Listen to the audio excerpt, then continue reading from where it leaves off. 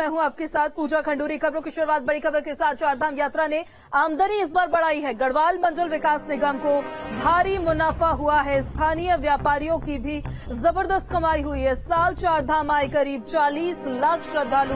3 धामों के कपाट अब तक बंद हो चुके हैं। बद्रीनाथ के कपाट 19 नवंबर को बंद होंगे। उत्तराखंड में चारधाम यात्रा के इस बार के सारे रिकॉर्ड्स टूटते हुए नजर आए। पर्यटक वहां पर भारी संख्या में पहुंचे। इससे पूरे प्रदेश को काफी मुनाफा हुआ है। स्थानीय व्यापारियों के साथ साथ गढ़वाल मंडल विकास निगम की भी बंपर कमाई हुई। प्रदेश में गंगोत्री, यमुनोत्री और केदारनाथ धाम के कपाट अब बंद हो चुके हैं। अब तक प्रदेश में 4 धाम की यात्रा में 40 लाख से श्रद्धालु ज्यादा पहुंच चुके हैं। गढ़वाल मंडल विकास निगम के रेस्ट हाउस भी इस बार ज्यादा प्रॉफिट में है। केदार धाम में यात्रा से रुद्रप्रयाग जिला पंचायत को 2 करोड़ से ज्यादा की आमदनी सिर्फ पार्किंग से ही हुई है। जिला पंचायत को इसकी आमदनी हुई। घोड़ा संचालन करने वालों की भी 100 करोड़ से ज्यादा की कमाई हुई है। केदारनाथ में हेलीकॉप्टर के जरिए 75 करोड़ से ज्यादा की आय हुई है। तो इस बारी रिकॉर्ड संख्या में श्रद्धालु चारों धाम पहुंचे हैं। करीबन 40 लाख से ज्यादा श्रद्धालुओं के इन धामों में पहुंचने पर प्रदेश को काफी मुनाफा हुआ। 2 करोड़ की आमदनी हमारी हुई है रुद्रप्रयाग में, और इतनी ही पार्किंग यमुनोत्री में भी हुई है। और जो हमारे खच्चर लगे हैं जो रजिस्टर्ड है हमारे यहाँ पंचायतों में, यमुनोत्री में लगभग 22 करोड़ की आमदनी हुई है। और जैसा कि आपने खबरों में भी देखा, केदारनाथ में लगभग 100 करोड़ की हुई है। गढ़वाल मंडल विकास निगम की बात करें तो अगस्त तक हमको 40 करोड़ की आमदनी हुई थी, जो नवंबर तक आते आते 50 करोड़ होने की उम्मीद है। तो निश्चित रूप से कई मामलों में ये बेहतर रहा प्रदेश के लिए। निश्चित रूप से अगली बार रुझान इसका और ज्यादा रहेगा। और जो माननीय प्रधानमंत्री जी ने अपील भी किया था कि जो भी यात्री आए वो 5% अपना स्थानीय उत्पादों के लिए खर्च करें, तो उससे भी एक प्रदेश की आर्थिकी को मजबूती मिलेगी। और रोपवे निश्चित रूप से, चूंकि देखिए हेली कंपनियों का भी लगातार दबाव बना रहता है और पैदल और खच्चर से भी लोग जाते हैं। रोपवे क्या है कि लगातार चलती रहेगी और मौसम का उसमें कोई प्रतिकूल प्रभाव नहीं पड़ेगा। बर्फ हो या बादल हो, तब भी वो चलती रहेगी। तो निश्चित रूप से जो संख्या है यात्रियों की वो बढ़ेगी। केदारनाथ धाम की यात्रा में इस बार कई नए रिकॉर्ड्स बने हैं। पूरी यात्रा में जहां 15,61,000 से अधिक तीर्थ यात्रियों ने बाबा केदार के दर्शन किए, तो वहीं घोड़े खच्चर से कुल 1 अरब 9 करोड़ का कारोबार हुआ है। इस कारोबार में 1 अरब 1 करोड़ 34 लाख सीधे घोड़े और खच्चर स्वामियों को मिले हैं, जबकि सरकार को 8 करोड़ 1,80,000 रुपए का 250 का राजस्व मिला है। डंडी कंडी की व्यवस्था जिला पंचायत की तरफ से संचालित की गई थी। पूरे यात्रा काल में 39,664 तीर्थ यात्री कंडी से केदारनाथ यात्रा पर गए, वापस आए। इससे जिला पंचायत को कुल 86,76,300 रुपए का मुनाफा हुआ। व्यवस्था शुल्क के रूप में उनको प्राप्त हुए। केदारनाथ धाम के लिए इस बार 9 हेलीकॉप्टर कंपनियों ने सेवाएं दी थी, जिससे करीब 75 करोड़ 40 लाख का कारोबार हुआ। जबकि पूरे सीजन भर हेलीकॉप्टर के लिए भी मारामारी ही रही। इस साल केदारनाथ यात्रा स्थानीय व्यवसायियों के लिहाज से भी काफी बेहतर रही। सिर्फ यात्रा के टिकट, घोड़ा खच्चरों और हेली और डंडी कंडी की यात्रा भाड़े की बात करें तो लगभग 190 करोड़ के आसपास का यहां कारोबार हुआ। केदारनाथ धाम की 2022 की यात्रा में हमने देखा कि रिकॉर्ड नंबर में श्रद्धालुओं ने केदार बाबा के दर्शन किए हैं। और इन 175 दिन की जो यात्रा है, जो 6 मई 2022 से शुरू हुई थी, जो 27 अक्टूबर को आज कपाट बंद हुए हैं, तो इसमें करीबन 15,60,000 से अधिक श्रद्धालुओं ने दर्शन किए हैं। और इस बीच हमने मानसून के जो पीरियड था उसमें भी जो यात्रा में धीमी गति आती थी, इस बार हमने देखा कि मानसून के टाइम पे भी और उसके बाद सितंबर अक्टूबर में भी काफी अधिक संख्या में श्रद्धालुओं के द्वारा केदार बाबा के दर्शन किए गए। और इस खबर पर ज्यादा जानकारी के साथ हमारे संवाददाता सुरेंद्र डसीला हमारे साथ सीधे कनेक्ट हो गए हैं। सुरेंद्र, देखिए, चारधाम यात्रा के दरमियान कई तरह की खबरें सामने आई, लेकिन सबसे बड़ी खबर कि सारे रिकॉर्ड्स पिछली बार के इस बार टूटे। 40 लाख से ज्यादा श्रद्धालु यहां दर्शन करने के लिए पहुंचे, जिससे यकीनन मुनाफा भी प्रदेश को काफी हुआ। देखिए, बिल्कुल इस बार की जो चारधाम यात्रा रही है वो स्थानीय लोगों के साथ साथ जो व्यापारी थे, जो निगम के अलग अलग संस्थान थे, उन सब के लिए बहुत फायदेमंद रही। अकेले राजस्व की बात करूं तो घोड़ा खच्चर चलाने वालों से लेकर जो डोली और डंडी कांटी लेकर चलते हैं, उनको बड़ा फायदा हुआ। इसके अलावा हेलीकॉप्टर कंपनीज को बहुत फायदा हुआ है, क्योंकि 75 लाख से ज्यादा की, माफ कीजिएगा, 75 करोड़ से ज्यादा की इनकम तो अकेले हेली सर्विसेज कंपनी को ही हुई है, और 100 करोड़ से ज्यादा जो घोड़ा संचालक हैं उनकी अगर ओवरऑल इनकम देखी जाए तो ये इसके पार रही है। और तमाम जो संस्थान हैं, चाहे गढ़वाल मंडल विकास निगम के रेस्ट हाउस हों, उनके TRH हों, इसके अलावा उनके तमाम जितने भी गेस्ट हाउसेस हैं, उन सब की इनकम में इजाफा हुआ है। अकेले केदारनाथ की बात करूं तो केदारनाथ में रेवेन्यू 10% से ज्यादा बढ़ा है। और दूसरी बड़ी बात यह है, क्योंकि इस चारधाम यात्रा धर्मस्व के हिसाब से बहुत महत्वपूर्ण है, श्रद्धालुओं के लिए, धार्मिक पर्यटन के लिए बहुत महत्वपूर्ण है, उत्तराखंड के रेवेन्यू ग्रोथ के लिए बहुत महत्वपूर्ण है, और वो इस बार देखा गया है। MD बंशीधर तिवारी ने ये जानकारी दी है कि तमाम जो गेस्ट हाउसेज जो लॉस में चल रहे थे उनको भी बड़ा प्रॉफिट इस यात्रा से हुआ है। और उसका एक कारण ये भी नजर आता है कि जिस तरह से प्रधानमंत्री का फोकस पूरा केदारधाम में रहा है, लगातार वो मॉनिटर करते रहे हैं, और राज्य सरकार ने जिस तरीके से केदारधाम को लेकर गंभीर है, तो उसका ये फायदा हुआ कि श्रद्धालु बड़ी संख्या में आने लगे हैं। और भविष्य में जब ये रोपवे तैयार हो जाएंगे तो इसका बड़ा इम्पैक्ट देखने को मिलेगा। और जहां तक बात है, क्योंकि अभी बद्रीनाथ के कपाट बंद नहीं हुए हैं, 20 से 22 दिन का वक्त है अभी, तो वहां ये माना जा रहा है कि अगले 20 से 22 दिनों में 2 लाख से ज्यादा यात्री पहुंचेंगे, और लगभग वहां और यात्रा का इजाफा हमको देखने को मिलेगा। ठीक है सुरेंद्र, आप बने रहिए हमारे पास, आपके पास वापस लौटेंगे। तो चारधाम यात्रा में इस बार जबरदस्त आमदनी हुई है, लेकिन बंद हो गए हैं बाबा केदारनाथ के कपाट। सुबह 8:30 पर बाबा केदार के कपाट बंद हुए। शीतकालीन गद्दी के लिए रवाना हुई है बाबा केदार की डोली, और शीतकाल में ऊखीमठ में ही विराजमान रहेंगे बाबा केदार।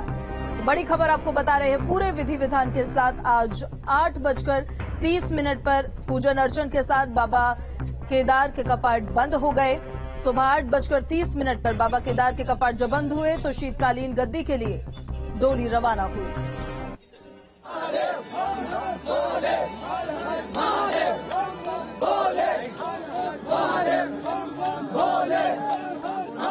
विश्वविख्यात धाम केदारनाथ के कपाट 27 अक्टूबर गुरुवार सुबह 8:30 बजे बंद हो गए। कपाट बंद होने से पहले बुधवार सुबह 11 बजे से ही केदारनाथ में विशेष पूजा अर्चना शुरू हो गई थी। जले मस्तके वामांगे गिरिराज राज तनया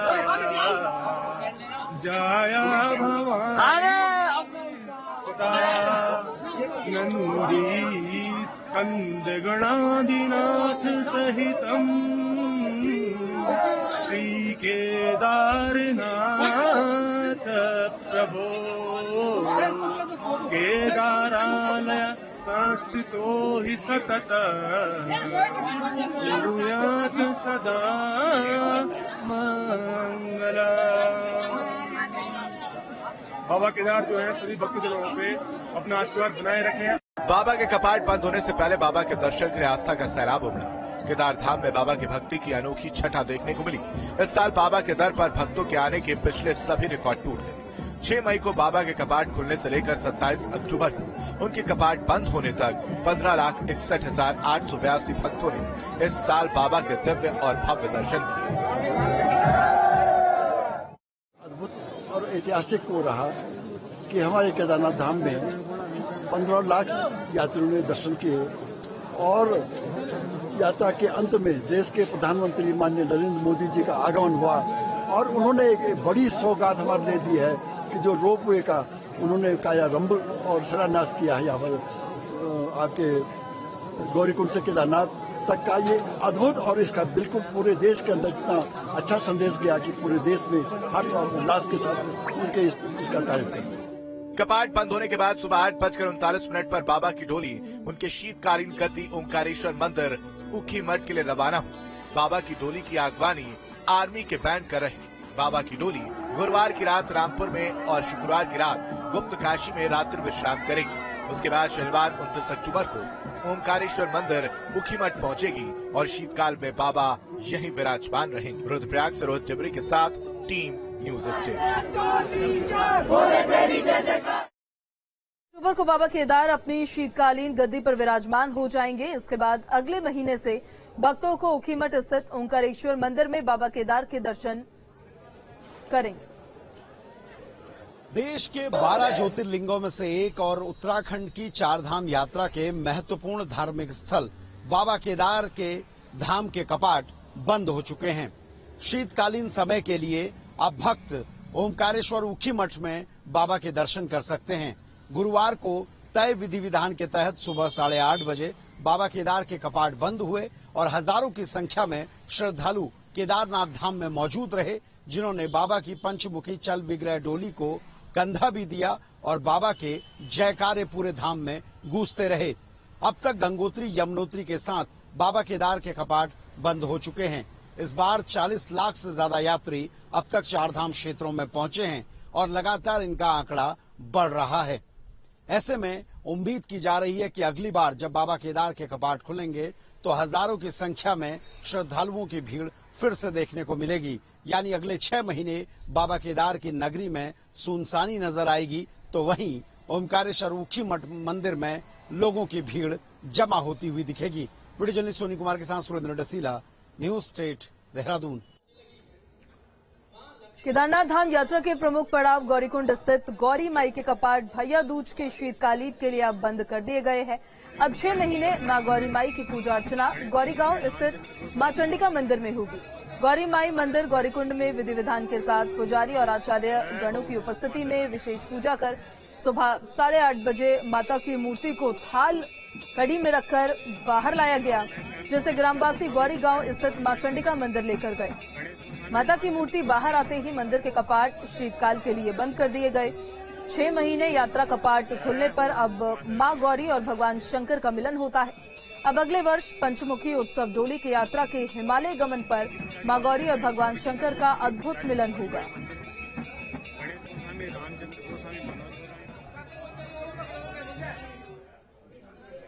तो मां गौरी की मूर्ति भी सुरेंद्र चंडिका मंदिर अब ले जाई गई है। वहां से आज कैसा माहौल था वहां पर?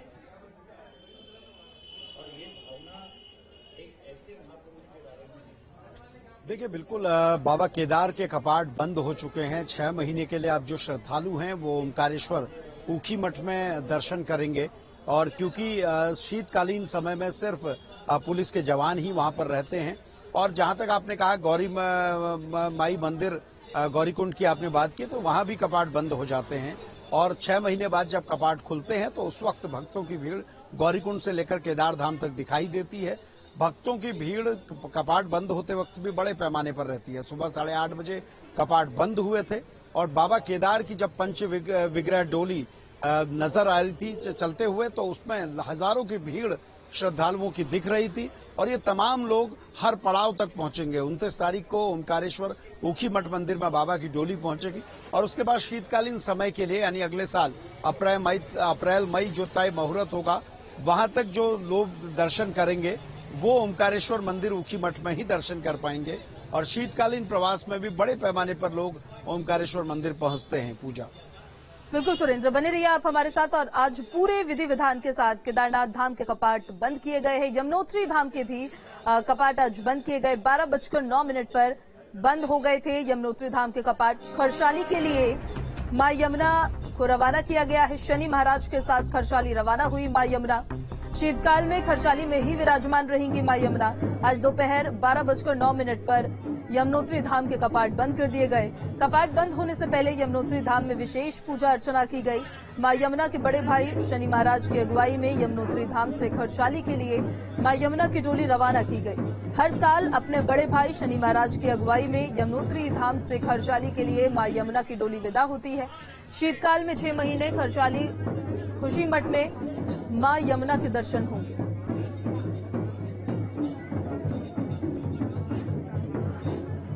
और हमारे संवाददाता सुरेंद्र डसीला हमारे साथ लगातार कनेक्ट है। सुरेंद्र, केदारनाथ धाम के कपाट तो आज बंद हुए ही, साथ ही यमुनोत्री धाम के भी कपाट आज बंद हुए। वहां पर किस तरीके का आज माहौल था जब पूरे विधि विधान के साथ कपाट बंद किए गए? देखिए, मां यमुना के मंदिर के कपाट भी बंद हो चुके हैं। खरसाली जो उनका शीतकालीन प्रवास है और वहां के लिए वो रवाना हो चुकी हैं, क्योंकि 3 कपाट अब तक बंद हो चुके हैं, गंगोत्री, यमुनोत्री और केदारनाथ। और बद्रीनाथ के कपाट अभी कुछ दिनों बाद बंद होंगे। और यमुनोत्री में जब कपाट बंद हुए तो वहां भी हजारों की संख्या में श्रद्धालुओं की भीड़ देखी गई, क्योंकि यमुना हिमाचल और उत्तराखंड के बॉर्डर से बहती हुई जाती हैं और दिल्ली तक और कई राज्यों तक यमुना पहुंचती है। तो इसलिए बड़े पैमाने पर हर जगह से श्रद्धालुओं की भीड़ दिखती है और जब मां यमुनोत्री की डोली निकलती है तो उस वक्त भी नजारा देखने लायक होता है। जिस तरह की तस्वीर गंगोत्री में हमने कल देखी थी, केदारनाथ में आज देखी, उसी तरह की तस्वीरें यमुनोत्री में भी देखने को मिली, जहां सैकड़ों हजारों की संख्या में जो श्रद्धालु हैं वो पहुंचे थे और मां यमुना की डोली को लेकर खरसाली की ओर ये रवाना हुए। और इसी तरीके से जब कपाट खुलते हैं तब भी हजारों की संख्या में लोग पहुंचते हैं, क्योंकि गंगा और यमुना इन दोनों के जो धाम हैं वहीं से ये यात्रा की शुरुआत होती है। इसलिए जब कपाट बंद होते हैं तो अच्छी खासी भीड़ इन दोनों धामों पर देखने को मिलती है। पूजा बिल्कुल, और ठीक उसी तरीके की तस्वीरें भी आज नजर आई। सुरेंद्र, आप बने रहिए हमारे साथ, आपके पास वापस लौटूंगी। इस बीच बड़ी खबर आपको बताते हैं, एचएमटी की लगभग 45 एकड़ जमीन उत्तराखंड सरकार को मिली है। 45 एकड़ भूमि उत्तराखंड सरकार को मिली है और रानीबाग और हल्द्वानी में स्थित जमीन उत्तराखंड सरकार को मिली है। 72 करोड़ 2 लाख रुपए की रिजर्व प्राइस पर ये जमीन मिली है। केंद्रीय उद्योग मंत्रालय ने जारी किया है यह आदेश। सीएम धामी ने पीएम मोदी का आभार जताया है और सीएम ने महेंद्र नाथ पांडे का भी आभार व्यक्त किया है। तो बड़ी खबर इस वक्त की बड़ी जानकारी आपको बता रहे हैं। एचएमटी की लगभग 45 एकड़ की जमीन उत्तराखंड सरकार को मिली है। बड़ी खबर आपको बता रहे हैं, एचएमटी की 45 एकड़ की जमीन उत्तराखंड सरकार को मिली है। और सुरेंद्र डसीला हमारे संवाददाता लगातार हमारे साथ बने हुए। सुरेंद्र, एचएमटी की जो लगभग 45 एकड़ जमीन उत्तराखंड सरकार को मिली है, इससे जुड़ी जरा जानकारी पूरी दीजिए। देखिए, एचएमटी का नाम अगर जो लोग, क्योंकि अब नए लोगों को, बहुत कम लोगों को इसका नाम होगा, हिंदुस्तान मशीन टूल्स की अगर बात करूं तो देश में एक क्रांति आ गई थी जब एचएमटी की घड़ियां देश में आई थी। और नैनीताल जनपद का रानीबाग वो पहला प्लांट था जिससे एचएमटी की घड़ियां बन के निकलती थी। हालांकि समय बीतते बीतते इस एचएमटी प्लांट की हालत बड़ी खराब रही। घड़ियों का दौर बदल गया, या यूं कहूं कि आधुनिकता की आड़ में वो टिक टिक करने वाली घड़ियां बहुत बेहतर काम नहीं कर पाती थी। इसलिए एचएमटी की फैक्ट्री घाटे में जाती रही और बंद हुई। लेकिन फैक्ट्री को चलाने के लिए बहुत सारा प्रयास सरकार की ओर से किया गया, केंद्र सरकार की ओर से किया गया और इसके बाद ये तय हुआ कि अब एचएमटी की जगह पर, क्योंकि ये राज्य सरकार की भूमि थी, राज्य सरकार ने एचएमटी के लिए केंद्रीय उद्योग मंत्रालय को ये जमीन दी थी और अब करीब 72 करोड़ रुपए के जो रिजर्व प्राइस था उस पर ये सरकार को वापस हो गई है।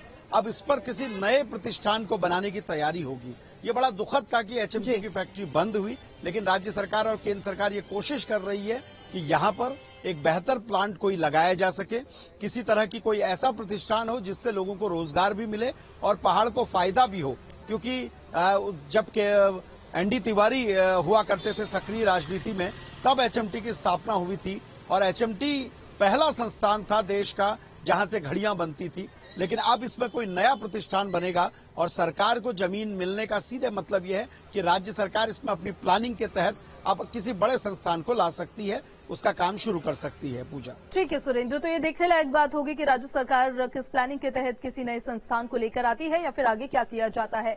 आगे बढ़ते हैं खबरों में। नैनीताल के हिमालय दर्शन आज लोग करते हुए नजर आ रहे थे। स्नो व्यू, टिफिन टॉप और रामगढ़, साथ ही मुक्तेश्वर जैसी जगहों पर बर्फ से ढकी पर्वतीय श्रृंखला साफ साफ नजर आने अब लगी है। यहाँ पर्यटन व्यवसाय से जुड़े लोग दूरबीन लगाकर पर्यटकों को हिमालय की ऊंची ऊंची मुख्य चोटियां दिखा रहे हैं।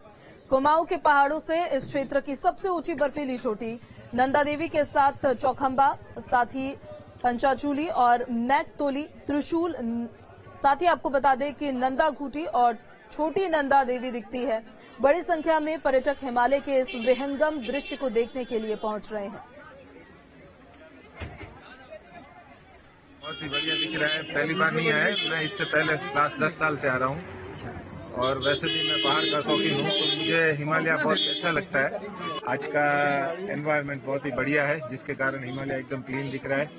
मैं इच्छा व्यक्त करूंगा कि सभी टूरिस्टों जो भी है यहाँ पर वो एटलीस्ट यहाँ पर आए और हिमालय दर्शन करें और सब इंजॉय करें। और जल्द ही गठित होगी कांग्रेस की नई कार्यकारिणी, प्रदेश अध्यक्ष करण माहरा ने जानकारी दी है। इस बार कांग्रेस की कार्यकारिणी सीमित होगी। कार्यकारिणी में 35 महामंत्री होंगे, 25 उपाध्यक्ष होंगे और कांग्रेस की कार्यकारिणी में करीब 40 सचिव बनेंगे। सभी पदाधिकारियों को जिम्मेदारियां दी जाएंगी। जिलों, महानगरों, फ्रंट संगठनों के प्रभारी बनाए जाएंगे। हर 2 महीने में कार्यों की समीक्षा होगी। उत्तराखंड कांग्रेस की जल्द ही प्रदेश कार्यकारिणी का गठन हो जाएगा। कांग्रेस प्रदेश अध्यक्ष करण माहरा ने जानकारी दी है कि नए प्रदेश कार्यकारिणी में 35 मंत्री, 25 उपाध्यक्ष और 40 के करीब सचिव बनाए जाएंगे। कांग्रेस प्रदेश अध्यक्ष ने कहा है कि इस बार महामंत्रियों को अलग अलग प्रभार दिए जाएंगे, जिससे उनकी जिम्मेदारी तय हो सके। कार्यकारिणी हमारी बन गई है और 2 फेजेस में निकलने वाली है। एक पहले फेज में जो अनुमोदन होकर आएगी, उसके 1 महीने के अंदर हम दूसरी कार्यकारिणी भी बना लेंगे। इस बार हमने सोचा कि जो हमारे 27 के आसपास जिले और महानगर और हैं, इनके प्रभारी बनाए जाएंगे। हर 2 महीने में कार्यों की समीक्षा भी होगी और उचित जो उनको हम लोग सुविधाएं मुहैया कर सकते हैं वो भी करेंगे और उनसे हम क्या काम ले सकते हैं उसकी ओर को हमारा मेन फोकस रहेगा। और सुरेंद्र हमारे संवाददाता हमारे साथ लगातार बने हुए हैं। सुरेंद्र, कांग्रेस की कार्यकारिणी कब तक गठित हो सकती है? और जिस तरह से बताया जा रहा है कि 35 महामंत्री होंगे, 25 उपाध्यक्ष होंगे, तो इससे इनकी राजनीतिक जमीन और कितनी मजबूत हो सकती है?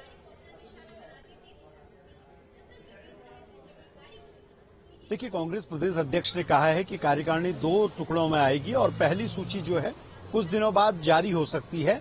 ये बना के तो भेज दी गई थी, लेकिन कांग्रेस के राष्ट्रीय अध्यक्ष का चुनाव था, भारत जोड़ो यात्रा थी, आलाकमान से मोहर नहीं लग पाई और इसलिए ये सूची नहीं आ पाई थी। लेकिन अब करण मेहरा का कहना है कि जल्द ही ये सूची आएगी। दूसरी बात जो आपने कहा कि कितना फायदा होगा, देखिए कोई भी संगठन हो वो ये चाहता है कि आम जनता तक हम पहुंच सके, कार्यकर्ताओं को पूरी तरीके से जोश में भर सकें और जो पार्टी के काम होते हैं, संगठन के जो काम होते हैं, वो सही तरीके से हो पाए। कांग्रेस की दिक्कत अब तक सबसे बड़ी ये थी कि जंबो कार्यकारिणी तो बनती है लेकिन जिम्मेदारियां तय नहीं होती हैं। इस बार प्रदेश अध्यक्ष का कहना है कि सबको काम दिया जाएगा, सबको जिम्मेदारियां तय होंगी और इस आधार पर संगठन काम करेगा। अगर ऐसा करने में कांग्रेस कामयाब होती है तो निश्चित ही फायदा होगा। लेकिन अगर कांग्रेस की सूची हर बार की तरह कार्यकारिणी की आएगी और बहुत बड़ी सूची नेताओं की होगी तो बहुत ज्यादा इससे फायदा कांग्रेस को होने वाला नहीं है। लेकिन अध्यक्ष ने फिलहाल ये कहा है कि जो नए नेता बनाए जाएंगे उनको जिम्मेदारियां दी जाएंगी और उनकी जिम्मेदारियां तय भी की जाएंगी। पूजा, ठीक है सुरेंद्र, बहुत शुक्रिया आपका तमाम जानकारी के लिए। 12 नवंबर को आयोजित पीसीएस की मुख्य परीक्षा को स्थगित करने की मांग की जा रही है। हल्द्वानी से कांग्रेस के विधायक सुमित हृदयेश भी परीक्षा को स्थगित करने की मांग कर रहे हैं। विधायक ने यह कहा है कि पीसीएस की मुख्य परीक्षा की तैयारी के लिए सिर्फ 20 दिन का समय दिया जा रहा है, जो अभ्यर्थियों के लिए पर्याप्त समय नहीं है। महिलाओं के क्षैतिज आरक्षण पर राज्य सरकार ने सुप्रीम कोर्ट जाने और अध्यादेश लाने की बात कही। 19 अक्टूबर को नैनीताल हाईकोर्ट ने महिलाओं के क्षैतिज आरक्षण पर निर्णय देते हुए करीब 4000 से अधिक नए अभ्यर्थियों को पीसीएस की मुख्य परीक्षा में शामिल होने का अवसर दिया। पीसीएस मुख्य परीक्षा के लिए आवेदन करने की अंतिम तिथि 26 अक्टूबर को समाप्त हो गई है। लगातार 5-6 सूचियां जारी होती है। अंतिम सूची 19 अक्टूबर को आती है और 12 से 15 नवंबर के बीच में मेंस एग्जाम निर्धारित हुआ है और इतनी इसमें पढ़ाई है। पूरे आईएएस का सिलेबस है, उत्तराखंड का सिलेबस अलग है, तो सबसे होनहार बच्चों को ऐसा दंड क्यों दिया जा रहा है? ये साफ दर्शाता है कि ये सरकार गूंगी और बहरी सरकार है और मुख्यमंत्री जी को तुरंत संज्ञान लेते हुए इसको तुरंत पोस्टपोन करना चाहिए, इसको आगे बढ़ाना चाहिए, इस एग्जाम को स्थगित करना चाहिए। बागेश्वर में भाई दूज की छठा देखने को मिली। परंपरा के मुताबिक बहनों ने भाइयों को तिलक लगाकर उनकी आरती उतारी। वहीं दूसरी